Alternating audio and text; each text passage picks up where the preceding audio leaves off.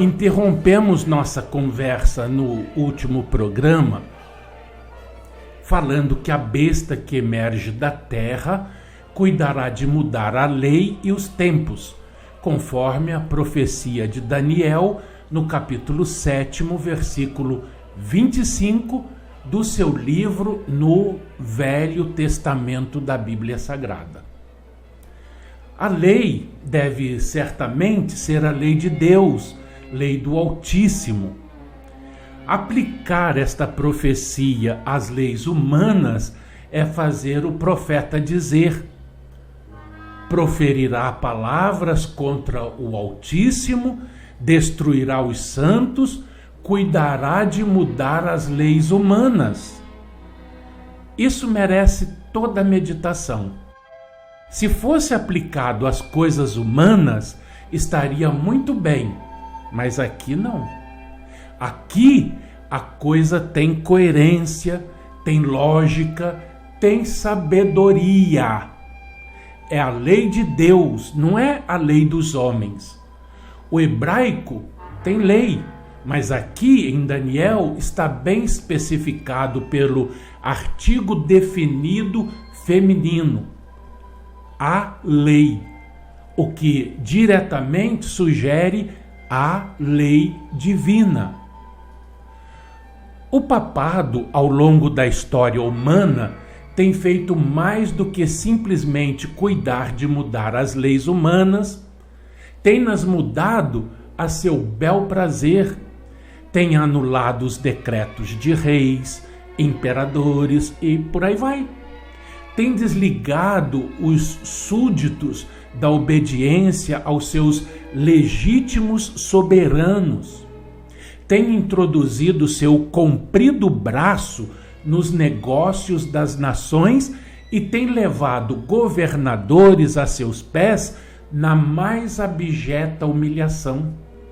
Mas o profeta vê atos maiores de presunção do que todos esses, porque o vê procurando fazer o que não conseguia, mas apenas cuidava realizar.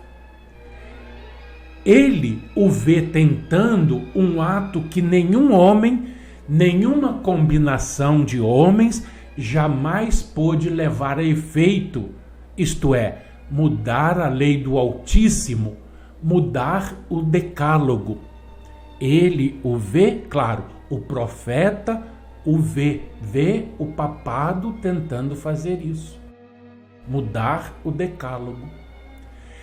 Tenha-se isto em mente, enquanto vemos o testemunho de outro autor e autor sagrado sobre este mesmo ponto. Falamos de quem? Falamos de São Paulo apóstolo, que escreveu, claro que por intuição, falando do mesmo poder na segunda epístola aos Tessalonicenses, capítulo 2. Ele descreve na pessoa do sumo pontífice como homem do pecado, sentado como Deus no templo de Deus, isto é, a igreja exaltando-se acima de tudo que se chama Deus, ou se adora como Deus.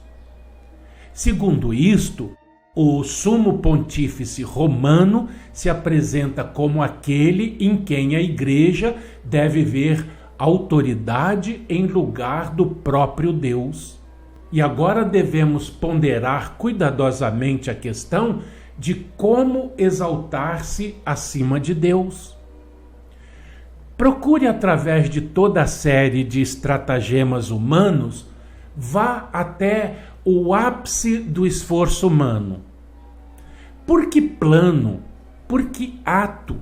Por que pretensão podia o usurpador se exaltar acima de Deus?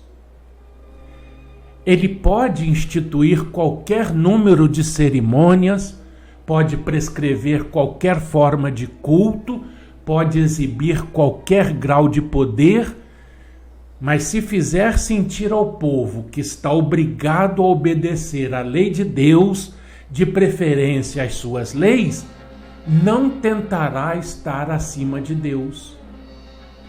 Pode publicar uma lei, dizer ao povo que tem tanta obrigação de acatá-la como a própria lei de Deus, então apenas se fará igual a Deus. Mas há de fazer mais do que isto. Há de tentar levantar-se acima do próprio Deus.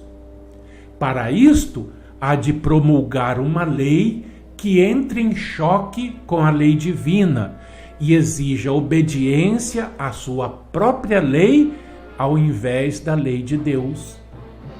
Não há outro modo possível de poder colocar-se na posição atribuída nesta profecia, isto é, simplesmente mudar a lei de Deus. E se puder fazer com esta mudança uma adoção pelo povo, em geral da lei divina adulterada, então ele, o derrogador da lei, já estará se colocando acima de Deus, que é o eterno legislador.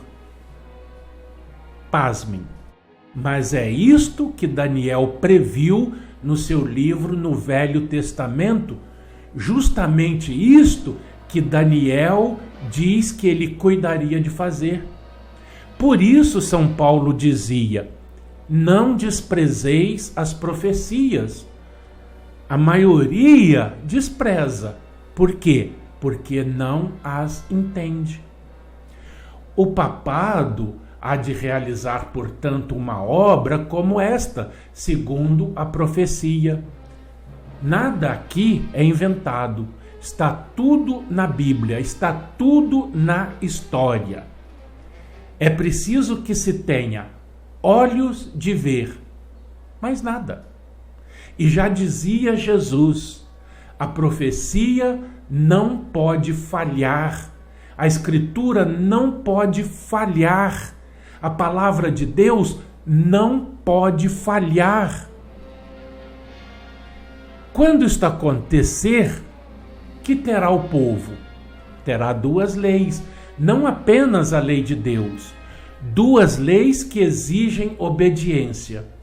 Uma lei de Deus, tal como foi dada por Jesus a Moisés, materialização da sua santa vontade, expressão das suas pretensões sobre as criaturas. Nada mais justo.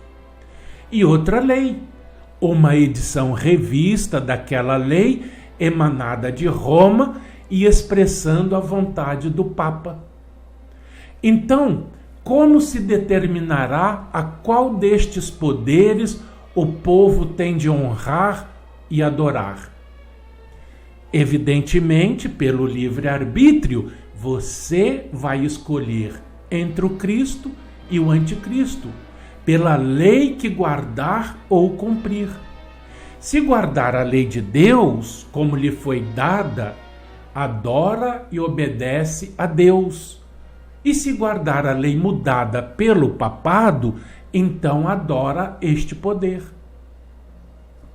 Certo? A decisão é de cada um, livre-arbítrio. Depois aguenta as devidas consequências.